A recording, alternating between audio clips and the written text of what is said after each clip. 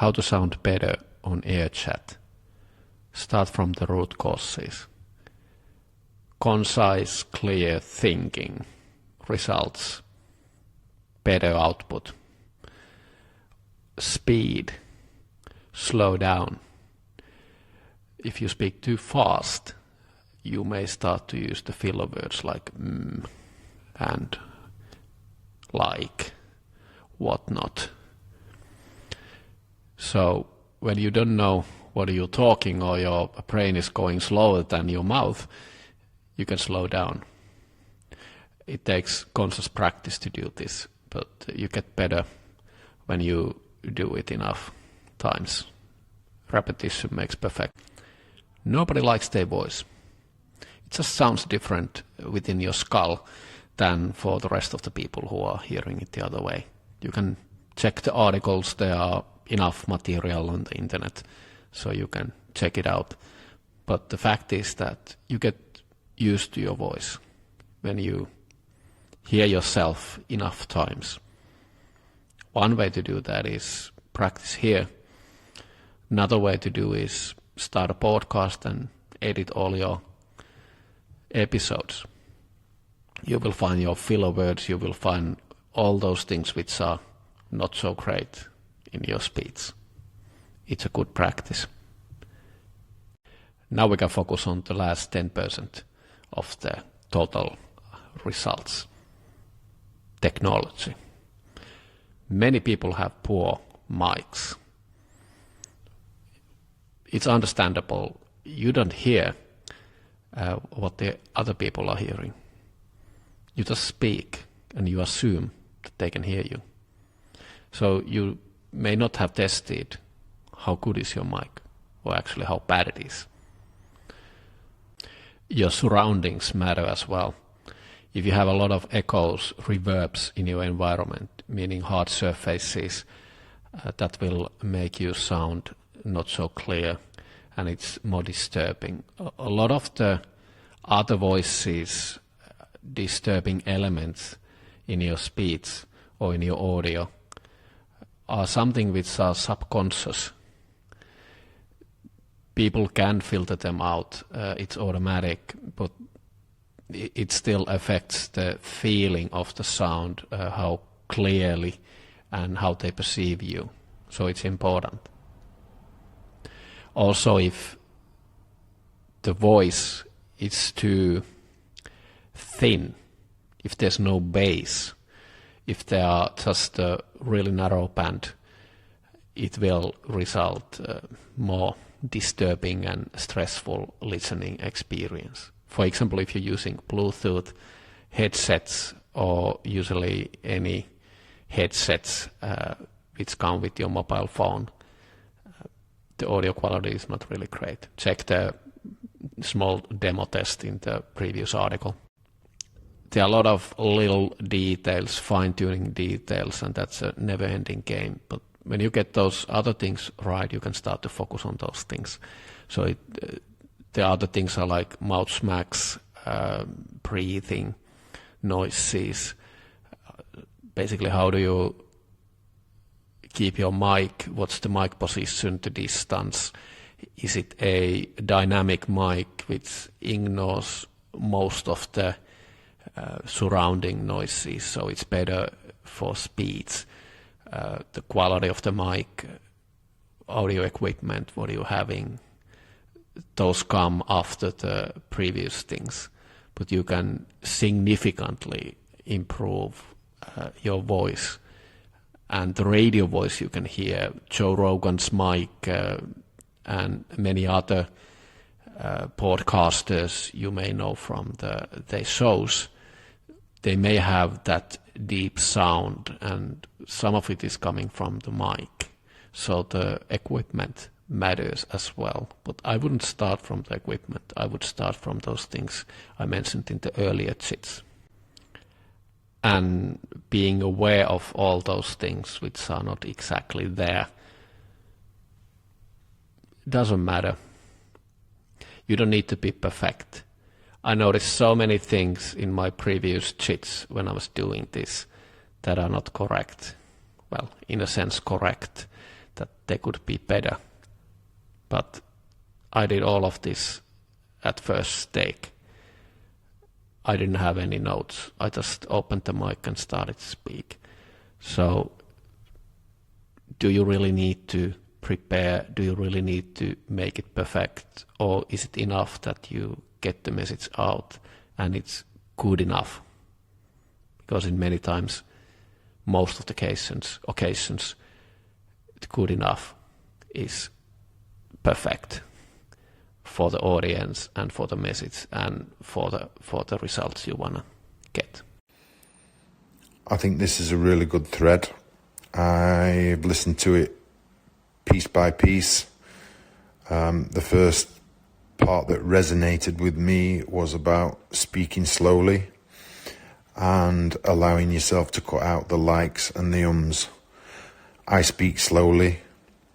I've noticed on reflection, I still give the ums and the likes and the you knows. Seem to be one of my unconscious favourites, but I am getting better at eliminating them.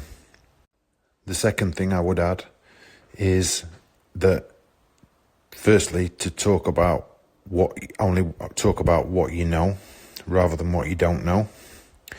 So that takes some awareness in terms of understanding your circle of competence and trying to convey that as clearly as possible. And hopefully conveying it in a way where you add why people should care, why it might be important to pay attention to. Because I was one of those people that once upon a time had a really nice set of golf clubs, but when it came to hitting the ball, I was a train crash. So, and somebody commented, all the gear and no idea, and that was true. And it was something that stuck with me and sticks with me to this day. That, you know, sometimes the audio equipment, the audio sound is not as important if the ideas that you're giving are good ones, or the perspectives you're giving are unique takes on existing perspectives, but just offer more in terms of the signal that you send. And I think that's really important. And I think that what this thread demonstrates is be willing to point to what you may see as the obvious and not assume that other people see it as obvious. Because when I said that about the speaking slowly part resonated with me, some of the other parts I listened to and thought, yeah, in my mental checklist, I was like, yeah, that's important, that's important. This is important. But the speaking slowly, I'd been kind of reflecting, thinking, oh, I need to speed up, etc. But as I explored that a little bit more, I realized that when I kind of speak, I want to communicate in a way that's understood, and I want to be as precise as I possibly can be. And I notice that I do track what I'm saying while I'm saying it.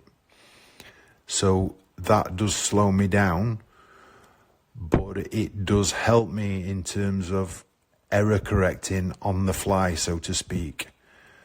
And hopefully when I kind of re-listen, I can then just add bits to where I may have kind of said something that I thought was maybe misleading or contradicting, or clear up the context, etc. So finally, I noticed that there's some pops as I'm speaking. It's usually on the P's. So any suggestions on eliminating them, I'd be grateful. And my final addition is I'm just revisiting a book that I read in 2015 called The Go-Giver, which really resonated with me at the time. And I recommended it. I was going to gift it to somebody the other day, but they actually purchased it when I asked them if they'd read it. And on rereading it, I found a line that said, "Sometimes you feel foolish, even look foolish, but you do the thing anyway." So last night I decided that I'd change that a little bit. Sometimes you feel foolish, even sound foolish, but you do the thing anyway.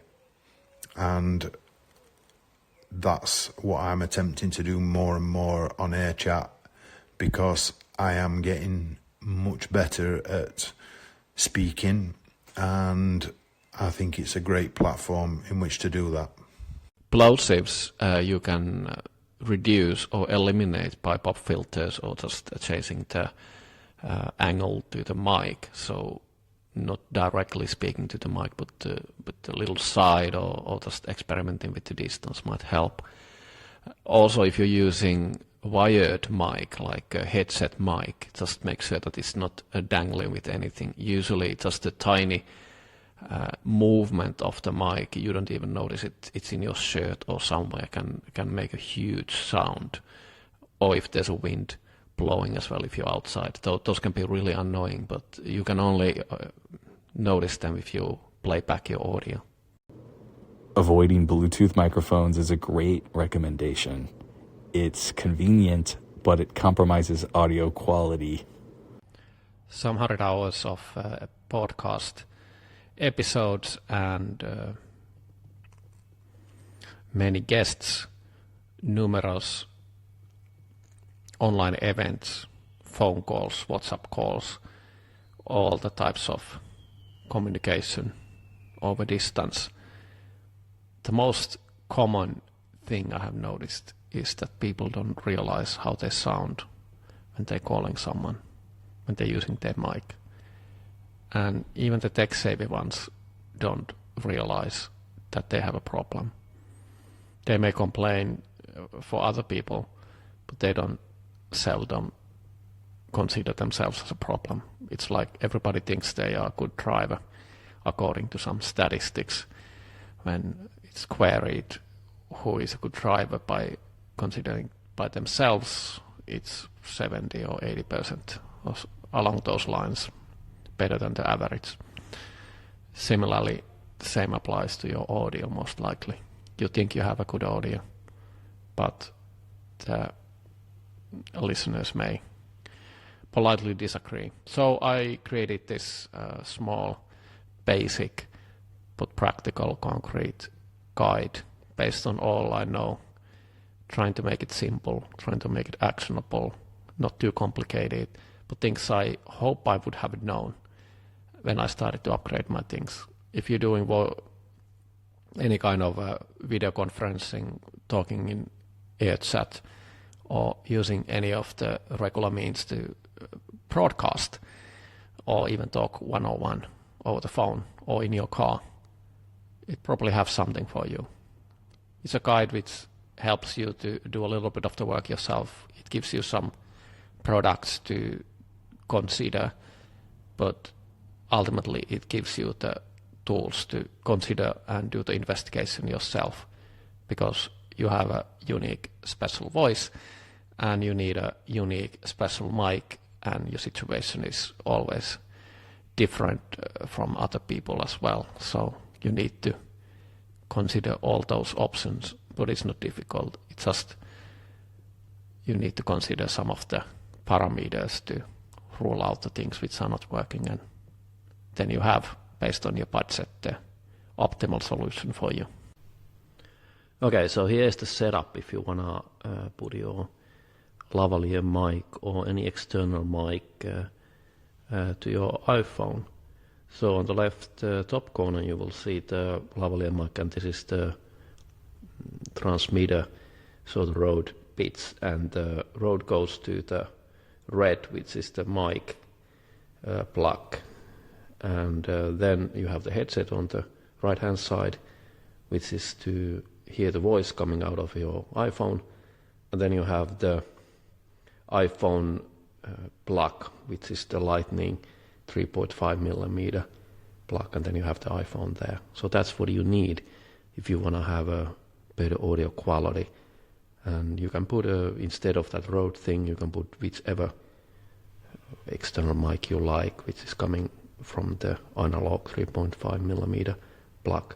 But the thing is that weird looking green and red small cord is switching the places for the iPhone, because you cannot directly put in the external mic and the headset, even if they are integrated, and they're not done for the iPhone, because it just doesn't work. So you need this kind of a weird setup for that to work.